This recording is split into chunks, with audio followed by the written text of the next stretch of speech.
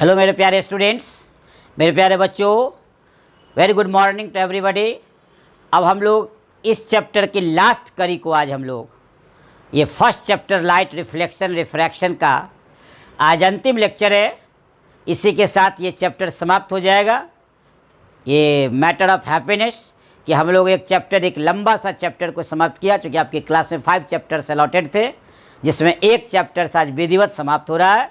तो आज हम लोग उस कड़ी को देखते हैं और टॉपिक का नाम रहेगा उत्तल लेंस अवतल लेंस एवं कांच की वृत्ताकार प्लेट की पहचान। देखिए कैसे हम रिकॉग्निशन करेंगे उत्तल लेंस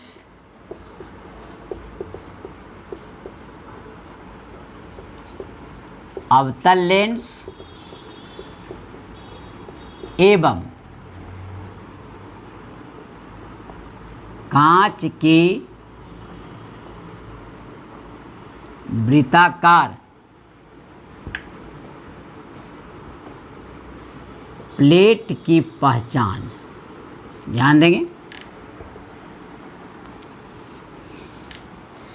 आपको एक मेज पर सजा कर रखा हुआ है और आपको पहचान करनी है कि कौन सा लेंस उत्तल लेंस है, कौन सा लेंस अवतल लेंस है और कौन कांच के वृत्ताकार प्लेट है।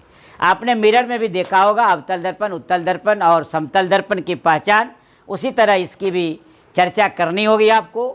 देखिए उत्तल लेंस अवतल लेंस एवं कांच की वृत्ताकार प्लेट की पहचान। नंबर ए, हम लोग देखते हैं बिना स्पर्श करके, बिना स्पर्श करके यानी विदाउट टचिंग है। ये आपको टच नहीं करना है, विदाउट टचिंग, टच नहीं करना है और तब बताना है कि कौन उत्तल लेंस है, कौन अवतल लेंस है और कौन सा कांच का वृत्ताकार प्लेट है। ध्यान से देखिएगा, कोई बात नहीं।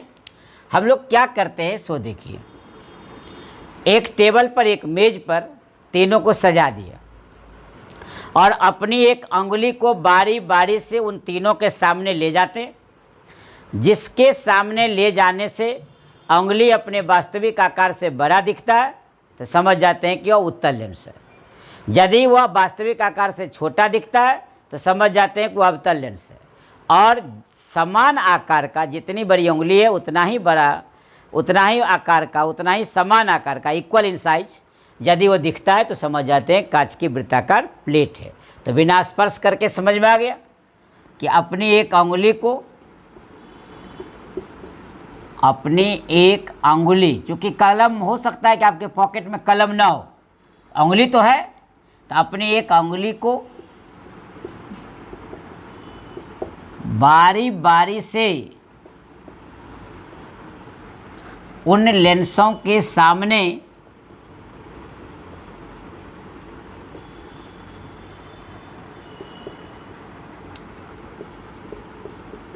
लाया जाता है।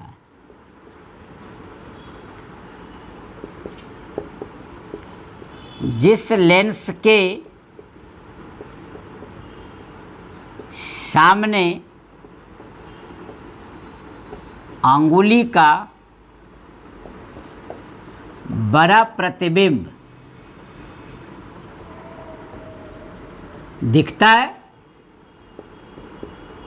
तो वह उत्तल लेंस समझा जाता है। जिस लेंस के सामने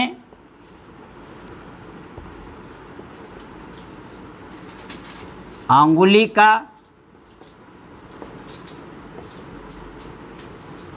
छोटा प्रतिबिंब बनता है तो वह अवतल लेंस समझा जाता है, क्योंकि अवतल लेंस हमेशा छोटा बनाएगा।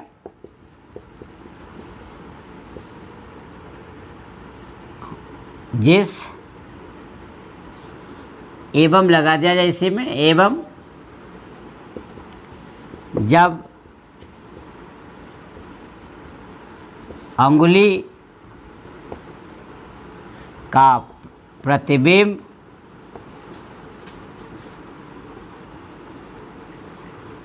समान आकार का बनता है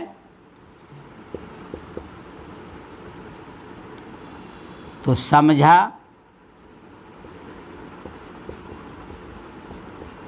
जाता है कि कांच का वृत्ताकार प्लेट है।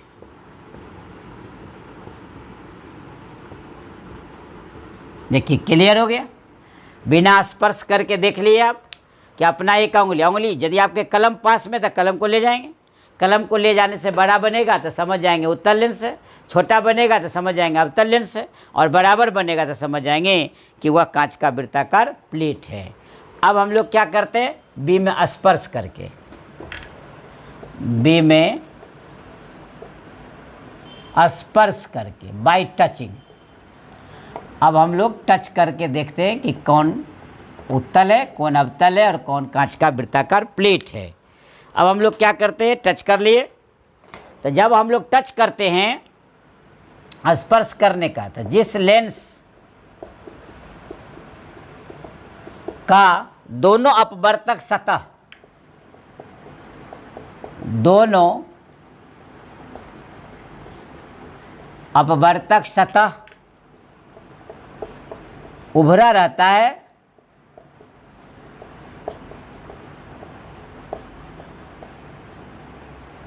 वह उत्तल लेंस होता है। जिस लेंस का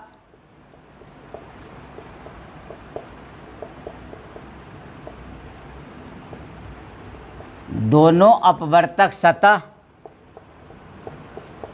धंसा रहता है,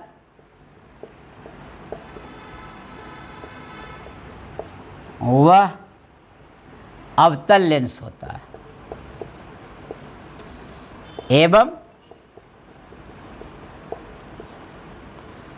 जिसका अपवर्तक सतह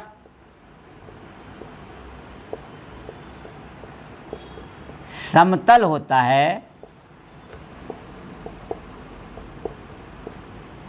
वह कांच का वृत्ताकार प्लेट होता है। क्लियर हो गया। देखिए आप, आपके सामने लिख दिया मैं, जिस लेंस का दोनों अपवर्तक सतह उभरा रहेगा वह उत्तल लेंस, जिसका दोनों अपवर्तक सतह धंसा रहेगा अवतल लेंस, और जिसका अपवर्तक सतह समतल होगा वह कांच का वृत्ताकार प्लेट होगा। इससे अर्थ क्या हुआ, छू कर देखेंगे अपने पता चलेगा उभरा हुआ, धंसा हुआ और समतल, तो पता चल गया बाय टचिंग विदाउट टचिंग। कहने का मतलब स्पर्श करके और बिना स्पर्श के। एग्जाम में आता है कि स्पर्श करके बताइए तो स्पर्श करके लिखेंगे, बिना स्पर्श करके बिना स्पर्श करके, और फुल मार्क्स में आता है कि उत्तल लेंस अवतल लेंस और कांच की वृत्ताकार प्लेट की पहचान आप कैसे करेंगे, तो दोनों में लिखना है आपको, स्पर्श करके भी और बिना स्पर्श करके भी। अब हम लोग देखते हैं फाइनल कि उत्तल लेंस और अवतल लेंस में डिफरेंस क्या है। हम लोग देखते हैं उत्तल लेंस और अवतल लेंस में अंतर। उत्तल लेंस एवं अवतल लेंस में अंतर। अब हम लोग difference between convex lens and concave lens, इसको देखा जाए। कोई दिक्कत नहीं, हम लोग एक चार्ट बना लेंगे, हमेशा अंतर टेबुलर फॉर्म में लिखेंगे। इधर हम लोग दे दिए उत्तल लेंस और इधर दे दिए अवतल लेंस। अब देखिए फर्स्ट पॉइंट इधर का लिखते हैं। उत्तल लेंस का क्या है, किनारे पर का भाग पतला, बीच का भाग मोटा। ध्यान रखेंगे, किनारे पर का भाग पतला एवं बीच का भाग मोटा होता है। जोड़ दीजिएगा आप।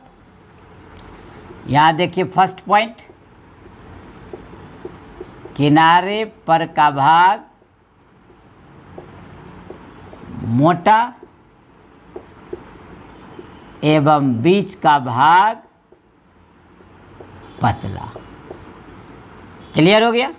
अब दूसरा पॉइंट देखिए आप, उत्तल लेंस में क्या देखे थे? वास्तविक और काल्पनिक दोनों प्रकार का प्रतिबिंब बना था। क्लियर? यह वास्तविक एवं काल्पनिक दोनों प्रकार के प्रतिबिंब बनाता है, ध्यान रखेंगे। और ये क्या करता है कि वास्तविक नहीं बनाकर सिर्फ काल्पनिक बनाता है। तो यह काल्पनिक प्रतिबिंब बनाता है। अब नंबर 3 देखिए,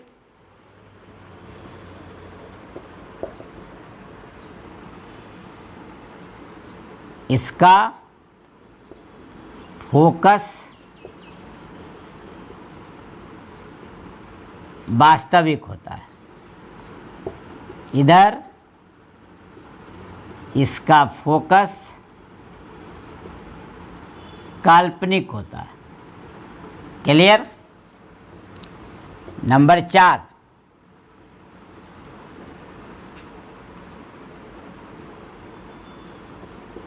इसकी फोकस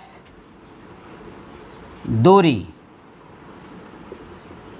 धनात्मक पॉजिटिव, इसलिए इसकी क्षमता